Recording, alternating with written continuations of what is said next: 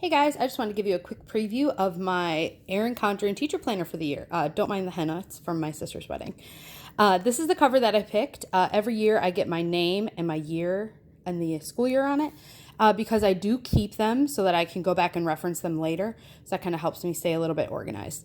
The last video I made was actually a couple years ago when I first started using the Erin Condren teacher planner. And I had some tips for how to personalize it for high school teachers or secondary teachers. Since then, they've actually made a ton of updates to it, a lot of which were already things that I was personalizing. So I want to give you just a quick preview of the new things that are included, not just this year, but also in the past couple of years in case you haven't been purchasing them. All right, so every year there's kind of a different theme. This theme is kind of this kaleidoscope multicolored one, which I love. It starts with kind of an about me section. So it has your name, school, some kind of helpful little boxes to keep track of websites, login information, class volunteers, and important events. Then there is a tab for this next section that says contact. This is my most requested thing that I definitely wanted from the old Erin Condren planner. I used to customize this section myself, but now they do it for me, which is even better. And that's a communication log. So there's 3 columns: date, name, and then reason/resolved. And this is where I keep track of all of the contact I've made home for various students or for the class in general and kind of what I contacted them about. So here's just kind of a sample from an old planner. So I have the date, then I have who I contacted, whether it's a student's name or whether it's all of a certain class, and then it's just a note about what I emailed them for. For example, I sent an email to all of my biology students as a reminder for their biotechnology test and a notebook check. So that's a really great way to kind of keep track of communication. I love that it's in the planner because then I can bring it with me to parent meetings. And if an issue comes up saying that, I hadn't been in contact or that they weren't aware of a certain test, I have verification, not just electronically in my own email, which I also keep, but I also have it right there with me in the meeting saying, well, I wrote down that I sent an email on this date, so go back and check just to make sure that you received the email. The next section, which also has its own tab, is kind of a yearly overview. So this is just like the quick, what date does this fall on calendar? It's for it's from July of 2019 through December of 2020. Then there is this year plan section, which I love. It has a empty box for each month that allows me to add just sort of reminders of the big things happening certain months. For example, if you have certain testing in March or April, you can add that as a note just to keep in mind as you're planning those months. Also things like, I know open house is going to be sometime in October or November, things like that. It's really great to just kind of keep track of all those overview dates. The next section says graph, and that is just some graph paper. I'm not a big user of this section, but I do know other teachers that use this section to make things like seating charts or graphing data. I do my seating charts all in our attendance system, so I don't use this a whole lot, but there are several pages of that. And then this is what you get as a note section before each month. So there's a lot of section for different notes and dates to remember. This is for August. What I tend to do is I bring this planner with me everywhere. So if I'm in a meeting or I'm at some sort of professional development in that month, this is where I'll keep my notes for whatever meeting it was. I tend to be a copious note taker, so oftentimes I will take notes in a separate notebook and then just jot down the most important pieces in here as quick access. So then for each month, there is a tab. Each one is kind of a different color. And then you get a monthly overview that also has a little bit of a note section and also a calendar of the next month.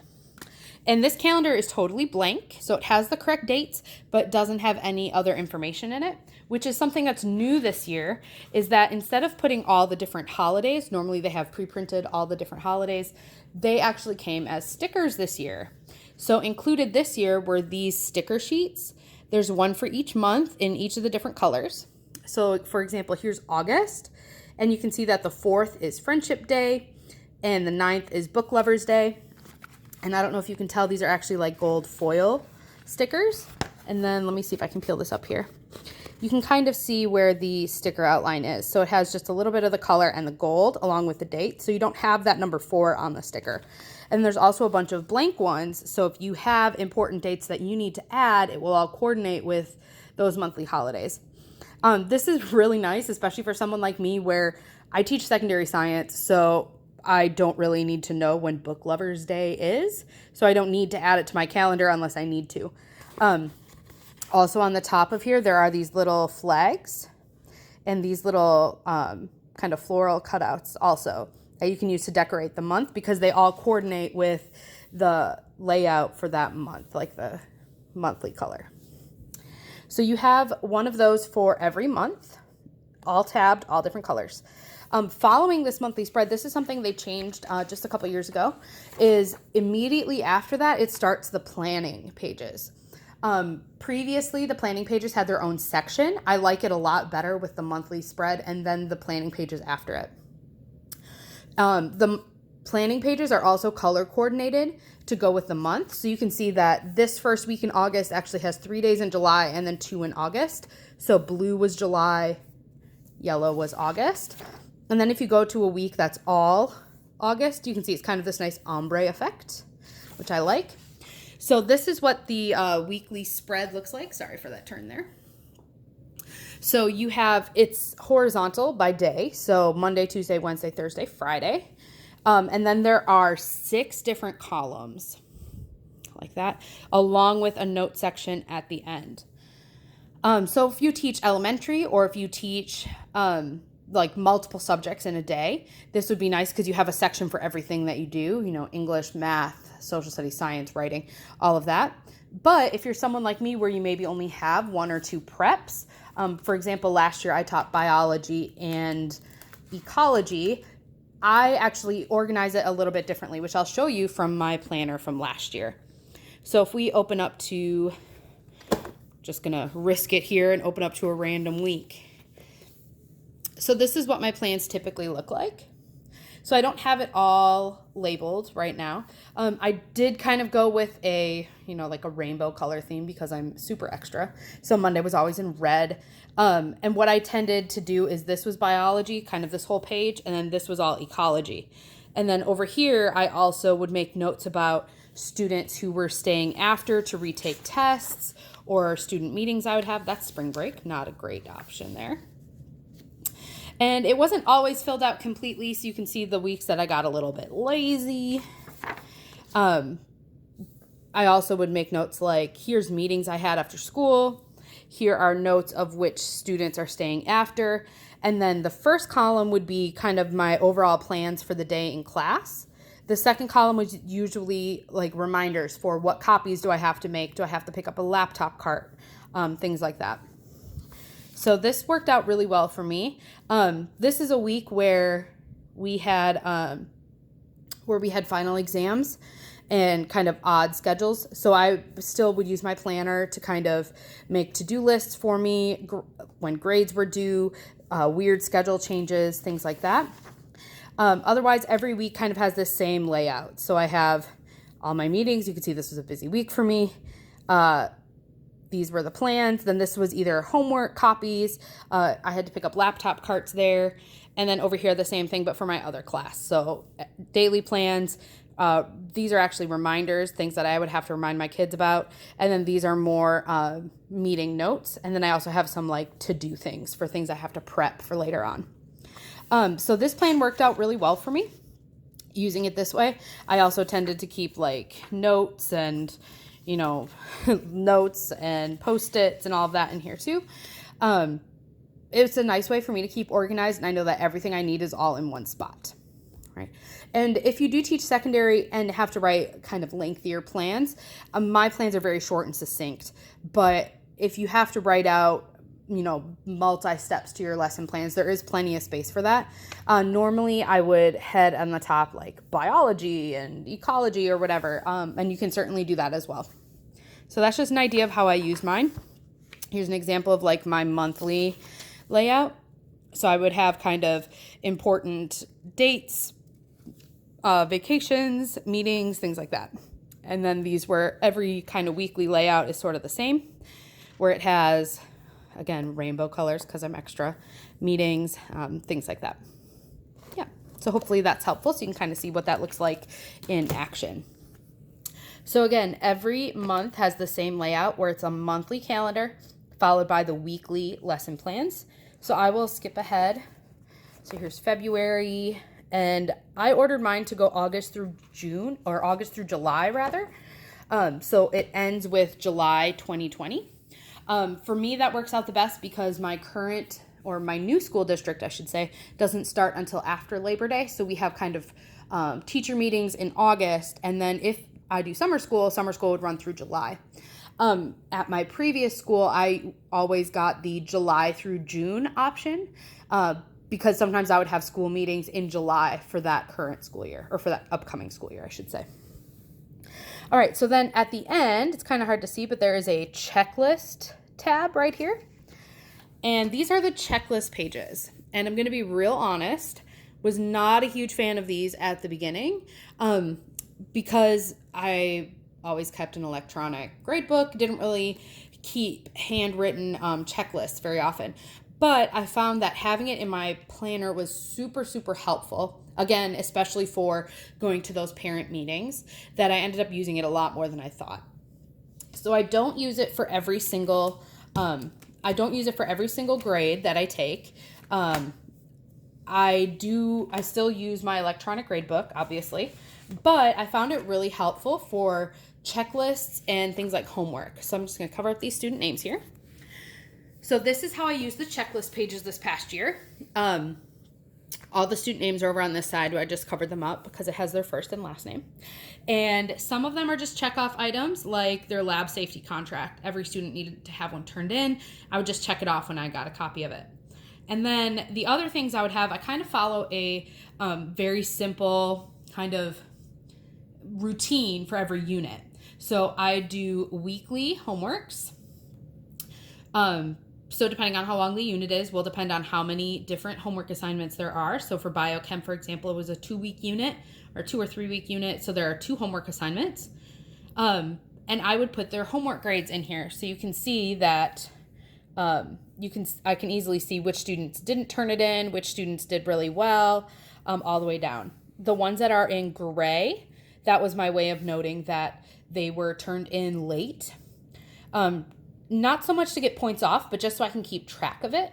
For homework, I don't take points off for it being late. I would rather have them do it at some point than not at all. But that way I still know for future reference that, like, this student down here, for example, turned in 3 different homework assignments in a row that were late. It's kind of a mental note for myself. And then at the end of the unit, I always gave a study guide, which is what this column right here is. It's for the study guide. And the study guide was kind of just, I would give them a check mark if they did it. If they did it and they turned it in, I gave them a check mark. And then all of these grades would actually get put into my electronic grade book. So homework, because I gave it weekly, I didn't count every single homework as a grade. Instead, what I did is I would kind of roughly average their homework grades for that unit. And then if they also did the study guide, I would add some points onto their homework assignment, or to their homework grade rather. So for example, this student got a 100 and a 90, so I'd put in a 95, and then they also turned in their study guide, so I'd probably give them a 100 in the grade book.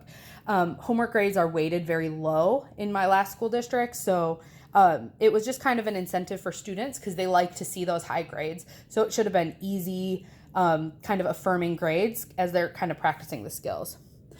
And as you can see, I still followed the kind of rainbow theme. For a couple reasons. 1, because I think it looks pretty. 2, because if you can see, the checklist is actually also rainbow colored. And I also just thought it was a lot easier to keep track of which column was which versus having all of them in the same color and kind of losing my place a little bit. So that's how the checklist will look once the school year starts again. And this is the blank one for now. A nice thing about these Erin Condren planners is you can actually customize how many checklist pages you have. So if you're someone who uses the checklist a lot more than I do, for example, I just used it for homework grades. If you're someone who wants to use it for their everyday grades, you can go up to actually 28 pages of checklists. So if you have, 7 classes, that would be, you know, one per quarter essentially. So you can customize all of that. It's not super expensive to add those pages on. Back in here, I also have, this is one thing that was included with the planner, is this kind of like bookmark. It snaps in and out so that you can kind of quickly turn to the correct page, especially when you get into the like weekly planning pages, because there's several for every month. And then after all the checklist pages, I got a bunch of extras this year. There's all these different quotes throughout. And then there's also several pages of stickers. So there's these kind of metallic-y stickers that have all sorts of things like to do, no school, IEP meetings, PTCs, all sorts of things like that. There's also these beautiful stickers where you can add little notes in the monthly sections or the weekly sections. More stickers. Love that they changed these kind of metallic-y ones. And then these are probably my most used stickers each year, is that there's kind of these blocks that coordinate with the different months that have a little metallic flower at the beginning of it. And these are just little horizontal ones, so I can make little notes to myself in the monthly pages for important dates and things like that. After the stickers, there is a folder, an included folder. So this is this one would hold like regular 8.5 by 11 paper. On the back is the same, which is new this year because last year the back side of the pocket was a little bit smaller and kind of awkward. And then here's another area where you get to customize, is with these sheet protectors. So these are really great for keeping copies of your standards, your school calendar, your bell calendar, or your bell schedule, all of those kinds of things. I got 3 because I'm always finding that I have tons of stuff to put back there. Just as quick access for something, you know, if you're going to a science meeting, you don't have a copy of your standards or learning targets, it's great to have a copy right there with you. I can't tell you how many times I've been in a meeting and they're asking about a certain standard and they look at me and say, "Hey Heidi, do you have your planner with you?" And of course, I always do, and always with my standards. So that's kind of the basic planner. And then let me show you some of the fun extras that I also got this year. One thing that I have been eyeing for a very long time and finally ordered this year is what's called a dashboard. So this is the teacher dashboard or teacher planning dashboard. I can't remember exactly what it is. It is wet erase, so you can use like those Visivus markers on it. And it has a weekly layout along with items to do before school and after school. And then on the back are like empty lists as well. This is another thing that snaps in and out, so I can move it from week to week. Kind of multifunctional, as it's also going to be my bookmark for the week that we are on. But this, I just thought would be a great place to kind of organize my life a little bit. My planner tends to be my catch-all, so I actually plan on using this more for like important personal things that I have to do before or after school. Just because I tend to put that in my school planner and then it kind of gets mixed in with all my other meetings. So I thought this would be a good way for me to stay organized for things outside of the school day that I also need to remember.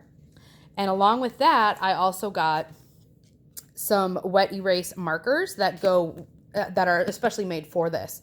So they stay put. They're not like expo markers where they wipe off really easy, but they wipe off really easily with like a wet wipe or a wet paper towel, something like that, so I can reuse it every single week. I thought this would be really handy, so I'm excited to use that for this year. If you all have any questions about the Erin Condren planner, feel free to drop a comment.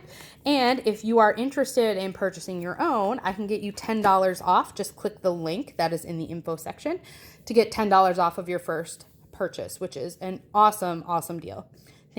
Thank you guys so much for watching.